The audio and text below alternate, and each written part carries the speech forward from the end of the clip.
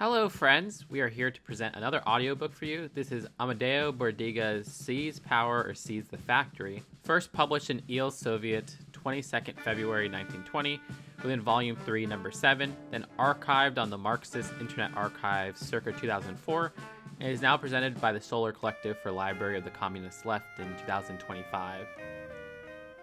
The working class disturbances of the past few days in Liguria have seen yet another example of a phenomenon that for some time now has been repeated with some frequency, and that deserves to be examined as a symptom of a new level of consciousness among the working masses. Instead of abandoning their jobs, the workers have, so to speak, taken over their plants and sought to operate them for their own benefit, or more precisely, within the top managers being present in the plant. Above all, this indicates that the workers are fully aware that the strike is not always the best weapon to use, especially under certain circumstances. The economic strike, through the immediate harm it inflicts on the worker himself, derives its utility as a defensive weapon for the worker from the harm the work stoppage inflicts on the industrialist by cutting back the output which belongs to him. This is a state of affairs under normal conditions in the capitalist economy, when competition and price cutting force a continual increase in production itself. Today, the profiteers of industry, in particular the engineering industry, are emerging from an exceptional period in which they were able to amass enormous profits for a minimum of effort. During the war, the state supplied them with raw materials and coal, and at the same time act as a sole and reliable purchaser. Furthermore, through its militarization of factories, the state itself undertook to impose a rigorous discipline on the working masses. What more favorable conditions could there be for a fat profit? But now these people are no longer disposed to deal with all the difficulties arising from shortages of coal and raw materials, from the instability of the market and the fractiousness of the working masses. In particular, they are not disposed to put up with modest profits, which are roughly the same or perhaps a bit below their pre-war level. This is why they are not worried by strikes. Indeed, they positively welcome there, while mouthing a few protests about the absurd claims and instability of the workers.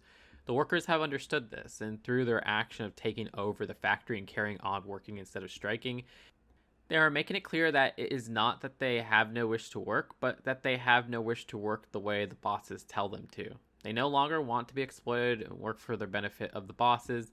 They want to work for their own benefits, i.e. in the interest of the workforce alone.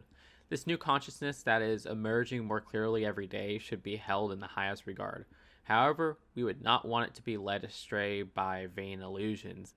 It is rumored that factory councils, which they were in existence, function by taking over the management of the workshops and carrying on the work. We would not like the working masses to get hold of the idea that all they need do to take over the factories and get rid of the capitalists is set up councils. This would indeed be a dangerous illusion. The factory will be conquered by the working class, and not only by the workforce employed in it, which would be too weak and non-communist, only after the working class as a whole has seized political power.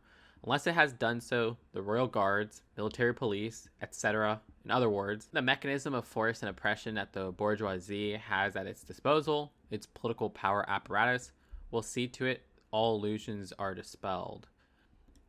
It would be better if the endless and useless adventures that are daily exhausting the working masses were all channeled, merged, and organized into one great comprehensive upsurge aimed directly at the heart of the enemy bourgeoisie. Only a communist party should and would be able to carry out such an undertaking. At this time, such a party should and would have no other task than that of directing all its activity towards making the working masses increasingly conscious of the need for this grand political attack. The only more or less direct route to the takeover of the factory, which if any other route is taken, may never fall into their hands at all. And that brings us to the end of the text. If you would like to contribute to the project, send us an email at the address linked in the description, and make sure to share this project with any people you think may be interested in the work we do. Have a lovely day. Thank you for listening.